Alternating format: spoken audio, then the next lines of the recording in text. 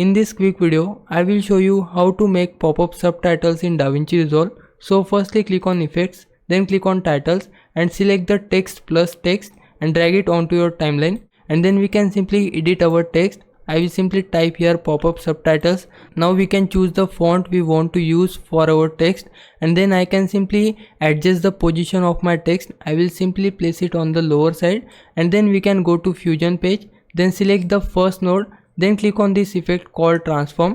I will simply pick this one, and after that you can see our transform node has been applied to our nodes, and then we can simply animate our text. I will simply make my text pop up. For that I will simply click on my first frame. You can see my first frame is 0, and then I can simply lower the size of my title, and then we can simply go to the next few frames. I will simply go to the 5th frame of my timeline, and then I can simply adjust the size to 1. Now you can see my pop-up subtitle is now created. After that we just need to smooth our animation. You can see it is not smooth as we want. For that we just need to click on spline, then select the transform effect, then click on this icon to see the keyframes properly. After that we can just hit Ctrl A on our keyboard to select both the keyframes, then hit Alt S on your keyboard, and now you can see our animation is now more smoother than previous.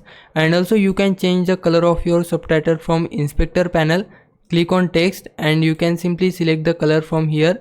I will simply make it yellow, and this is how you can add pop-up subtitles in Davinci Resolve. If you found this video helpful, then please consider subscribing my channel and also like this video. Thanks for watching.